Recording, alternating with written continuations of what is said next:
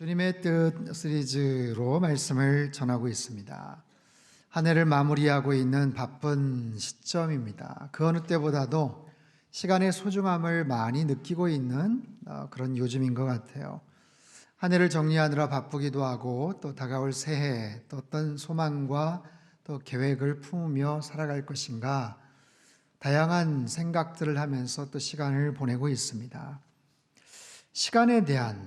시간을 떠올릴 때마다 우리가 생각하는 가장 일반적인 개념이 하나 있다면 시간은 금이다. 시간은 금이다. 금처럼 귀하다. 그런 의미겠죠. 하지만 틀린 말입니다. 시간은 금과 비교할 수가 없죠. 시간은 생명입니다.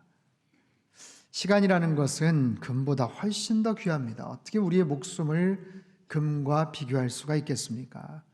그런 의미에서 시간은 생명이고 우리 인생에서 가장 소중한 자산이죠. 그 소중한 시간이 무의미하게 흘러가고 있다면 그 귀한 시간이 그냥 내가 지루하게 뭔가를 하면서 막연하게 그렇게 시간을 보내고 있다면 얼마나 우리의 마음이 불편하고 또 속상하겠습니까? 오늘 본문의 저자인 사도 바울을 한번 생각해 봅시다. 에베소서는요, 그가 로마에 갇혀 있는 상태에서 쓴 편지죠. 그가 미결수의 신분으로 로마 황제의 재판을 기다리고 있습니다. 가택연금을 당하고 있죠. 언제 재판을 받을지도 잘 몰라요. 그저 막연하게 기다려야 되는 그런 시간. 그리고 막상 재판을 받고 나서 어떤 결과가 주어질지도 모르는 굉장히 불안정한 시간 속에서 에베소에 있는 성도들에게 편지를 씁니다. 참된 교회란 무엇인지, 어떤 모습으로 살아가야 바른 성도의 삶이 될 수 있는지, 그것을 깊은 묵상과 기도를 통해서 하나님의 마음을 전하고 있어요.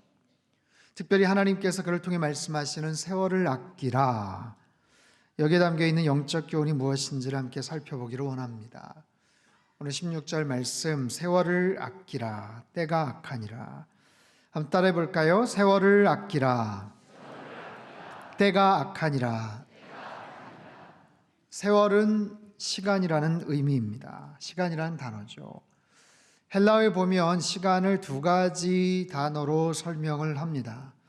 아마 몇 차례 들으신 기억이 있을지 모르겠어요. 하나는 크로노스의 시간이 있고 하나는 카이로스의 시간이 있습니다. 크로노스의 시간은 그냥 일반적인 세상적인 시간입니다. 우리가 카운트할 수 있는 몇 시간, 몇 분, 몇 초, 그냥 물리적인, 일상적인, 일반적인 그냥 개념으로서의 시간이에요. 하지만 카이로스의 시간은 뭔가 의미가 있는 시간이죠. 특별히 성경에서는 하나님의 신적인 시간, 하나님의 섭리와 계획 속에서 뭔가가 이루어지는 그런 특정한 시간을 의미합니다. 본문에서의 시간은 카이로스의 시간을 가리키고 있어요. 세월을 아끼라, 시간을 아끼라, 카이로스의 시간을 아끼라. 아끼라는 단어도 그냥 시간 관리 잘 하면서 살아라 그런 얘기가 아닙니다. 여기서 아끼라는 것은 돈을 주고 사와라 라는 뜻이에요. 뭔가 대가를 지불하고 그것을 속량하라, 지불하고 그것을 구매하라, 그것을 건져내라, 되찾아와라 그런 뜻을 갖고 있습니다. 그래서 이 세월을 아끼라는 말은 그냥 시간 아껴서 잘 살아라 그런 뜻이 아니고요, 하나님의 뜻과 하나님의 섭리와 역사와 상관이 있는 그런 시간을 만들어내라. 너의 흘러가는 그 크로노스의 시간 속에서 하나님과 뭔가 연관이 있는 영적인 카이로스의 시간들을 건져내라. 왜냐하면 때가 악하기 때문에. 여기서 때라는 단어는 시대라는 뜻입니다. 시대가 악하기 때문에. 하나님의 심판이 가까운 시대, 죄악이 관영한 그런 시대이기 때문에 문명이 발달하고 또 소득 수준이 높아질수록 인간은 더 자기 중심적인 삶을 삽니다. 여유가 생기고 더 많은 돈을 벌고 더 높은 지위에 오를수록 그것을 가지고 더 공공의 이익을 위해서, 누군가의 유익을 위해서 그것을 배려하고 쓰는 것이 아니라 철저하게 자기 중심적인 삶을 살아가게 돼 있어요. 인간의 죄성 때문이죠.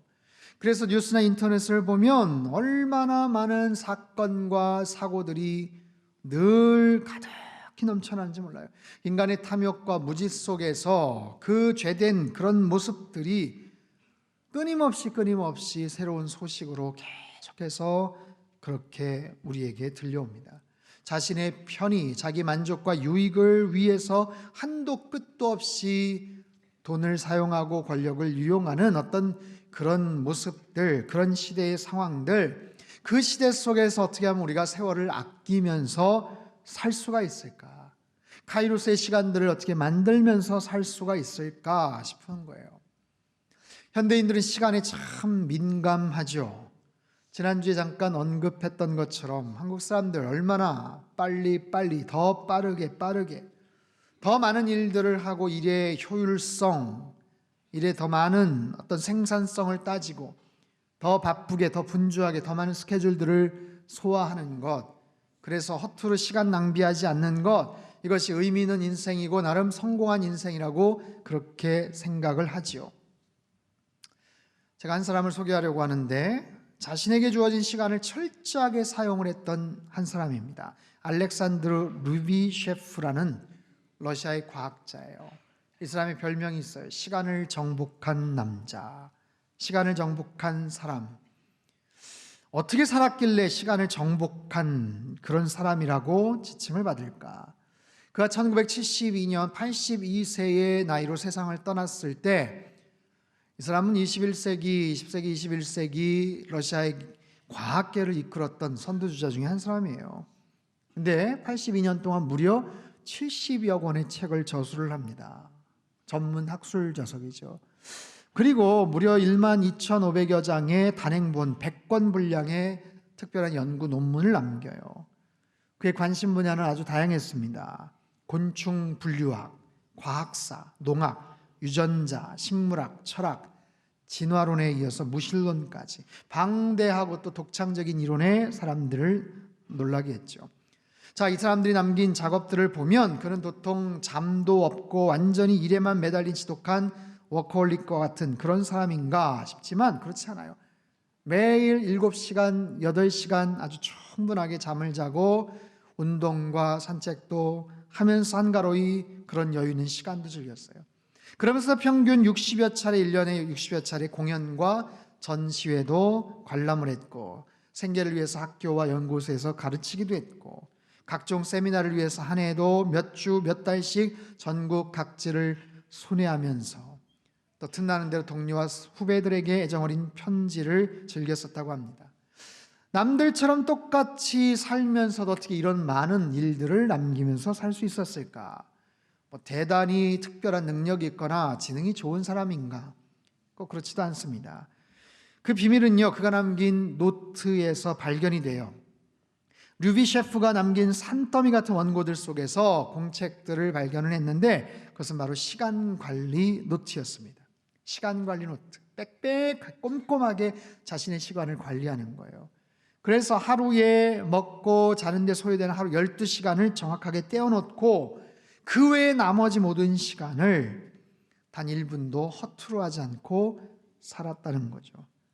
하루 일과 속에서 각 업무의 난이도에 따라서 시간 배정을 철저하게 했다라고 합니다. 예컨대 2시간, 3시간 동안 내가 어떤 연구를 하고 책을 본다면 다른 어떠한 방해도 받지 않고 집중을 하는 거예요. 누군가 갑작스럽게 찾아와도 만나주지도 않고 초인종 소리, 라디오 소리 방해받는 일이 없도록 했다는 겁니다. 1965년 어느 날의 시간관리 노트에 이렇게 기록이 되어 있어요. 기본과학 연구 도서색인 15분, 도보잔스키 저서 읽기 1시간 15분, 곤충 분류학 견학 2시간 30분, 2개의 금을 설치하는데 20분, 곤충 분석하는데 1시간 55분, 이즈베스티아 잡지 읽기 20분, 안드론에게 편지 쓰기 15분. 좀 숨이 막히죠. 그러면서 업무 소요 시간 총계 6시간 15분. 이렇게 해서 날마다 일기를 쓰면서 시간 관리를 해요. 그래서 한 달 동안 뽑아내는 순수 연구 시간이 300시간. 그리고 그것을 뽑아내기에 시간 관리하고 통계하고 스케줄 작성하는데 소요된 시간 한 달에 불과 3시간. 똑같은 하루 24시간을 더 양질의 시간에 집중력 있게 사용함으로 인해서 시간을 정복한 남자다라는 별명을 가져요. 이분의 이야기가 상당히 일리가 있습니다. 도전이 돼요. 왜냐하면 그렇죠. 똑같은 시간이라고 해도 아침 새벽에 맑은 정신으로 책을 보거나 공부를 하는 그 2시간 하고 오후 4시, 5시 나른하고 저녁 먹고 좀 풀어지는 그 2시간, 3시간 집중력에도 질적으로 차이가 있죠. 여러분, 같은 시간 1분이라고 해도요, 그저 몇천 원, 몇만 원짜리 가치가 있는 시간이 있는가 하면 세계적인 유명 사진작가에게는 평생의 작품을 남길 수 있는 그 찰나적인 시간 1분은요, 몇백만 원, 몇천만 원의 가치도 있게 되는 거예요. 물론 어떤 시간이든지 그저 열심히 성실하게 살아가는 것, 바람직한 인생이라고 말할 수 있겠지만, 하지만 그렇다고 해서 하나님께서 인정하시고 기뻐하시는 인생이 될 것인가? 그것은 좀 다른 문제인 것 같아요. 언급했던 시간관리의 대가인 이 류비 셰프는 결정적으로 무신론자였습니다. 하나님을 알지 못했던 사람이죠.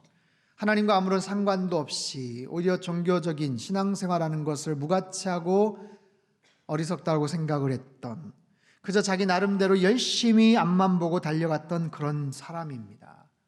자, 여러분, 세월을 아끼라라는 말은요, 얼마나 오래 살았느냐 문제가 아니에요. 그리고 얼마나 많은 업적을 이 땅에서 남겼느냐도 아닙니다. 그 핵심은 하나님께서 판단하세요. 얼마나 하나님과 연관이 있는 그런 삶을 살았느냐, 즉 크로노스의 시간이 아니라 카이로스의 시간들을 만들어냈느냐, 거기에 따라서 하나님이 평가하신다라는 거죠. 그렇다면 우리가 어떻게 세월을 아끼고 시간을 아끼면서 살 수가 있을까요? 답은 의외로 간단합니다. 주님의 뜻이 무엇인지를 알면 되는 거예요. 본문 그 다음에 17절인데 같이 한번 읽겠습니다. 시작. 그러므로 어리석은 자가 되지 말고 오직 주의 뜻이 무엇인가 이해하라. 자, 주의 뜻이 무엇인지, 하나님의 뜻이 무엇인지. 여기서 뜻이라는 단어, 델레마라는 단어는요, 어떤 강한 욕구나 의적 소원을 지칭합니다. 이거 신약에 62회 사용이 됐는데 대부분 하나님과 연관이 되어서 사용이 돼요. 즉 하나님의 강한 의지, 하나님의 강한 열망, 어떤 한 개인, 한 사람의 뜻이 아닌 하나님의 뜻, 하나님의 소원, 그것이 무엇인지 이해하고 분별하라. 이것이 세월을 아끼는 아주 중요한 방법이다라는 거예요. 자, 생각을 해보십시오. 우리의 삶 속에서 시간은 흘러갑니다. 강물처럼, 때로는 화살처럼 쏜살같이 흘러가는 그 크로노스의 시간 속에서 어떻게 하면 카이로스의 시간들을 건져내고 만들어갈 수 있을까? 분별력이 필요하겠죠. 나에게 주신 시간, 나에게 주신 인생, 그 과정을 통해서 하나님이 내 인생에 주신 시간들, 그분이 나에게 주신 선물과 같은 그 시간들, 그걸 소중히 여기는 거예요. 그러면서 그 시간이, 그 인생이 결코 나의 것이 아니구나 라는 것을 먼저 고백하게 되죠. 여러분, 우리의 시간은 내 것이 아니에요. 우리의 인생은 나의 것이 아닙니다. 우리의 인생, 우리의 시간의 주인은 오직 하나님이신 줄 믿습니다. 여러분, 내가 주인이라고 할 수 없는 결정적인 이유가 뭔지 아세요? 그 시간을 내가 소유할 수가 없어요. 내가 쌓아둘 수 없어요. 내가 매매할 수 없어요. 내가 아끼고 사랑하는 사람에게 그 시간을 떼어서 양도해 줄 수가 없어요. 세상에 어느 누구도 시간을 축적해 놓을 수 없습니다. 쌓아둘 수 없어요. 세상의 그 어떤 부자도 부족하니까 남의 시간을 내가 구입을 해서 살 수 없어요. 장기를 기증하고 장기를 매매한다라는 이야기들이 있지만, 심지어 자신의 피를 팔고 산다는 이야기도 있지만, 절대로 누군가의 시간을 살 수가 없습니다. 시간을 팔 수도 없는 것이지요. 자, 묻겠습니다. 여러분에게는 얼마의 시간이 남았습니까? 앞으로 얼마의 시간이 남으신 것 같아요? 건강하게 몇 년 더, 얼마만큼 더 사실 수 있을 것 같으세요? 정확하게 말하면 사실 우리에게 주어진 남은 시간은 몇십 년도 아니고 몇 년도 아니에요. 그냥 오늘 하루입니다. 더 정확하게 말하면 바로 지금 이 순간이에요. 보장할 수 없어요. 오늘 오후의 시간조차도 우리는 보장할 수가 없어요. 주어져야 살 수 있는 거예요. 나에게 허락되어야 살 수 있는 거예요. 그저 허락된 상태에서 사라지는 것이 인생이죠. 그래서 우리 인생은 언제나 수동태입니다. 내가 사는 것 같지만 사실 사라지는 거예요. 아침에 다행히 눈을 떠서 이 땅에서 한 하루 더 연장된 그런 삶을 살아가며 이 땅에서 건강하게 감사하며 사는 것이고, 눈을 떴는데 이 땅이 아니라 저 천국에서 눈을 떴다 하면 낯설겠죠.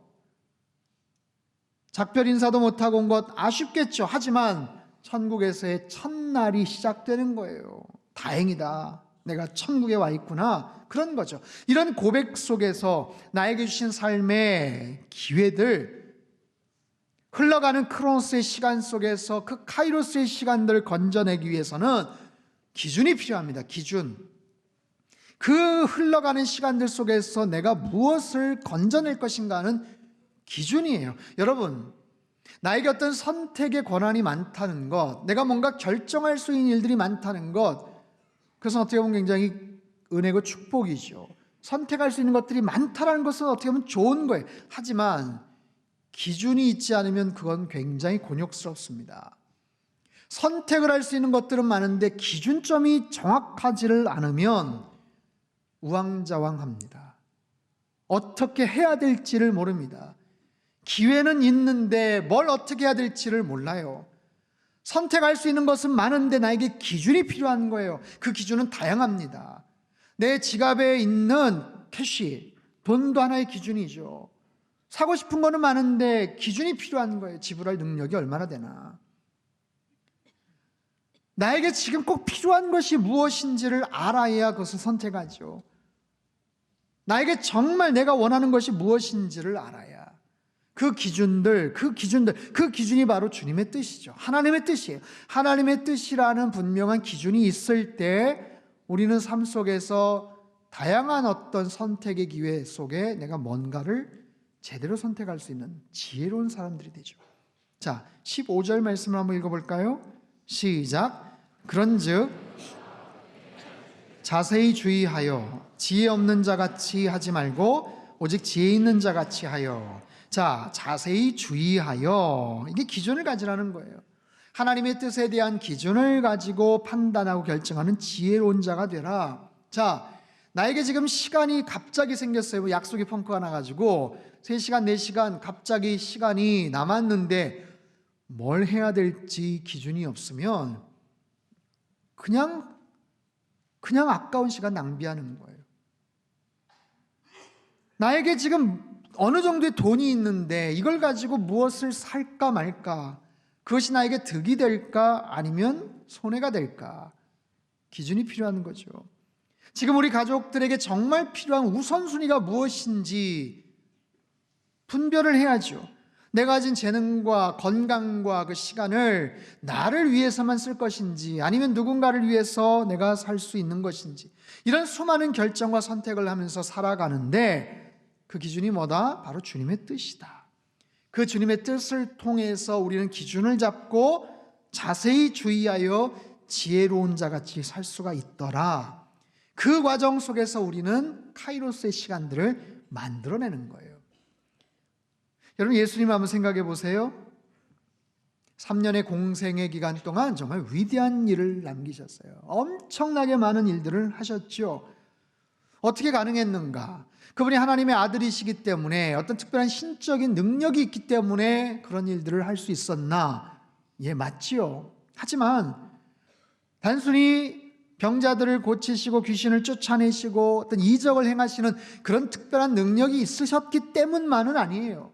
중요한 것은 그분에게 분명한 기준이 있었어요. 분명한 분별력이 있었어요.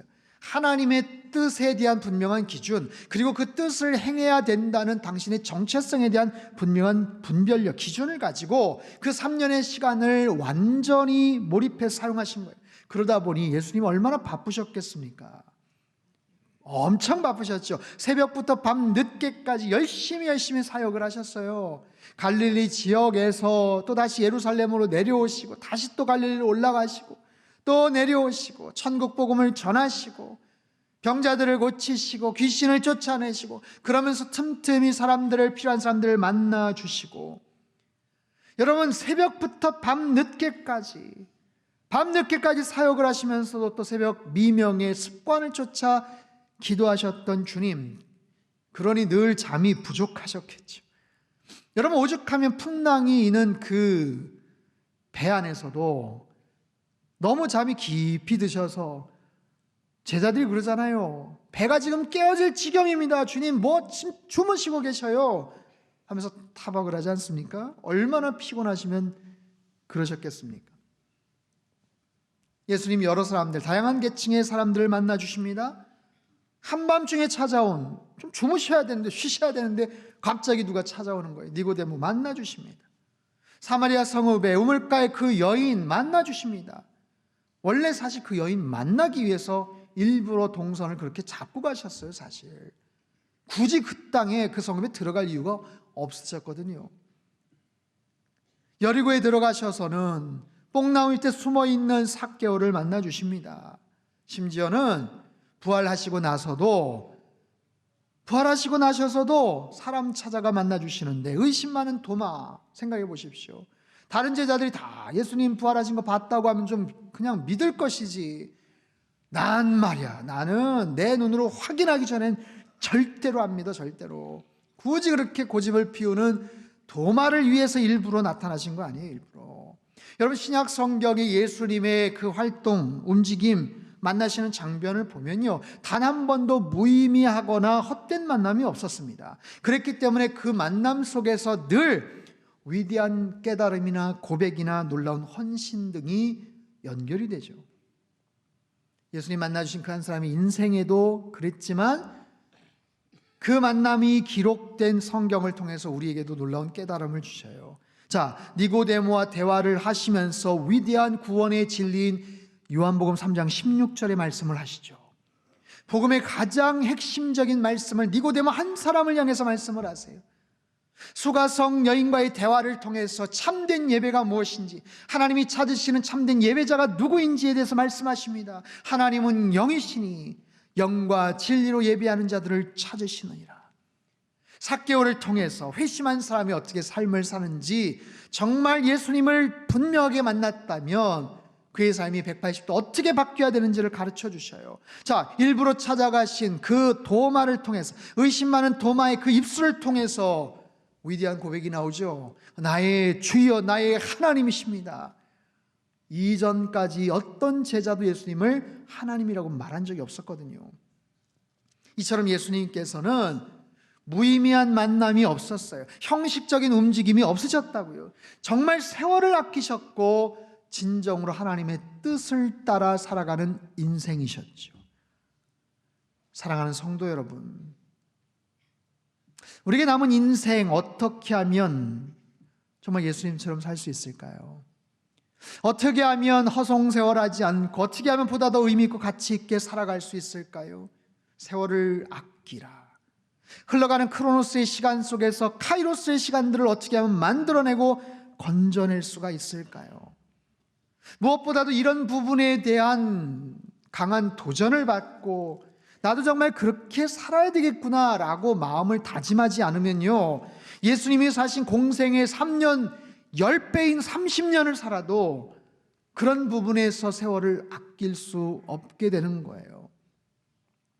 몇 해 전 세상을 떠나신 천안에 있는 호서대학교를 설립하신 고 강석규 박사, 강석규 장로님이라는 분이 계셔요. 사진의 주인공입니다.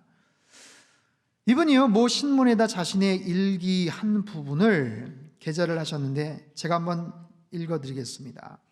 95세 생일 일기, 어떤 고백적인 그런 내용이에요. 나는 65세 직장에서 정년퇴직을 했습니다. 30년 전이지요. 내 분야는 특수한 전문직이어서 남들보다는 더 오래 직장 생활을 했습니다.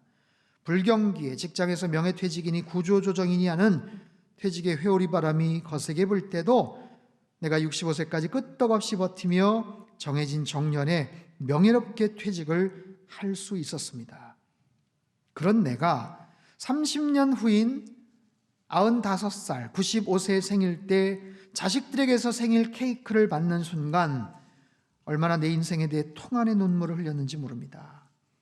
내 인생 65년 동안의 생애는 자랑스럽고 떳떳했지만 그 이후 30년의 삶은 부끄럽고 후회가 되고 비통한 삶이었습니다. 나는 정년 퇴직 후에 이제 나는 다 살았다, 남은 생에는 언제 죽을지 모르는 덤으로 주어졌을 뿐이다 하는 그저 그런 생각만 하며 하루하루를 허송세월했던 것입니다. 죽기를 기다리는 삶과 같았죠. 그런 덧없고 희망이 없는 삶을 무려 30년이나 살았던 것입니다. 30년이라는 세월은 지금의 내 나이 95세로 따져봐도 3분의 1에 해당하는 막대한 시간입니다. 내가 95년의 생일을 맞으면서 가장 후회가 되는 것은 왜 30년이라는 소중한 인생을 무기력하게 낭비하며 살았을까 하는 점입니다. 만약에 내가 정년 퇴직할 때 앞으로 30년쯤 더 살 수 있겠지 생각했다면 난 정말 그렇게 살지는 않았을 겁니다. 그때 나 스스로가 다른 무엇을 시작하기에는 너무 늦었다고, 늙었다고 생각했던 것이 큰 잘못이었습니다. 나는 지금 95세이지만 여전히 건강하고 정신이 또렷합니다. 혹시 앞으로 10년이나 그 이상을 더 살지도 모릅니다. 그래서 지금부터 나는 내가 하고 싶었던 어학 공부를 다시 시작할 것입니다. 왜냐하면 내가 혹시 10년 후에라도 왜 10년 전 95세 때 공부를 시작하지 않았는지 후회하지 않기 위해서입니다. 강석규 박사께서는 105세를 2년 앞두고 103세 일기로 세상을 떠나셨습니다. 사랑하는 성도 여러분, 세월을 아끼며 살아갈 수 있는, 그 시간을 아끼며 살 수 있는 최선의 비결은 나에게 남은 시간 동안 정말 중요한 일들을 하며 사는 거예요. 그리고 후회하지 않는 꼭 필요한 일들을 하며 사는 거예요. 그리고 하나님의 카이로스의 시간들로 채워나가는 거예요. 최근에 유엔에서 새로 정한 세대별 분류를 제가 봤어요. 사람의 나이를 세대별로 다시 정했더라고요. 0세에서 17세까지는 미성년자입니다. 18세에서 65세까지를 청년으로 구분을 하더라고요. 66세부터 79세까지 중년이라고 하고요. 굉장히 기분들 좋아하시네요. 80세에서 99세까지가 노년입니다. 100세 이상은 그냥 장수노인 이렇게 지칭을 합니다. 여러분 어디에 속하십니까? 이 자리에 대부분은 17세 이상이실 겁니다. 그리고 100세 미만이겠죠? 그렇다면 80세, 이제부터 막 노년에 접어드셨거나 66세부터 꽃중년을 맞이하신 분들, 아니면 18세부터 65세까지 청년, 화려한 청춘의 시간들을 보내고 계시는 분들이세요. 자, 옆에 어떤 분들이 앉아 계시는지 한번 얼굴 한번 착 보시고 그렇게 한번 인사하면 좋을 것 같은데요. 아직 청춘이시네요. 꽃중년들도 좀 눈에 띕니다. 지난 목요일 날 6주간의 시니어 선교학교를 잘 마쳤어요. 무려 250여 명이 등록을 했는데요. 시니어 선교학교의 모든 강사분들이 오셔서 지난 10년 동안 전국 곳곳에 가서 수많은 집회와 모임을 했지만 250명이 등록한 교회는 전국에서 상당교회밖에 없었습니다. 이런 칭찬을 해주셨어요. 오늘 그분들이 저녁 예배 때 수료식을 합니다. 수료한 이후에 본격적으로 인생의 후반전의 삶을 어떻게 살 수 있을지 그것을 준비하며 카이로스의 인생을 살도록 교회에서 도움을 드릴 거예요. 혹시 이번에 참석하지 못한 분들은 다음 기회에 개설을 하면 꼭 등록을 하시면 좋겠어요. 여러분, 우리는 날마다 크로노스의 시간을 맞이하면서 보내면서 삽니다. 그 속에서 카이로스의 시간들을 만들어가는 거예요. 모든 인생의 시간을 카이로스의 시간으로 채울 수는 없을 겁니다. 왜냐하면 우리는 예수님이 아니니까요. 다만 우리가 이 땅에서 주어진 일들을 성실하게 열심히 살다 보면 그 크로노스의 시간들 속에서 더 많은 카이로스의 시간들을 건져낼 수 있지 않겠어요? 정말로 필요한 일들을 하면서 주님의 뜻을 이루면서 하나님의 기쁨이 되어 살아가는, 진정으로 세월을 아끼는 그런 인생이 되실 줄 믿습니다. 사랑하는 성도 여러분, 시간의 승리자가 다 되실 수 있기를 축원합니다. 세월을 아끼며 사시기를 축원합니다. 크로노스의 시간들 속에서 주님의 뜻을 깨닫고 가장 소중한 카이로스의 시간들을 만져내시고 건져내시는 귀한 믿음의 사람들 다 되시기를 주님의 이름으로 축복합니다. 기도하겠습니다. 사랑하는 주님, 우리에게 주신 삶의 기회, 소중한 시간들, 건강 얼마나 남아있는지 우리는 모르지만 쏜살같이 흘러가는 수많은 크로노스의 시간들 속에서 하나님과 관련이 있고 하나님이 기뻐하시는 영적인 카이로스의 시간들을 만들어내고 건져내는 참된 지혜자들 되게 하여 주시옵소서. 남은 시간들, 인생들, 가장 소중한 것들을 감당하며 세월을 아낄 줄 아는 하나님의 사람으로 살게 하시고 우리 상당교회 되게 축복하여 주옵소서. 존귀하신 예수님의 이름으로 기도합나이다. 아멘.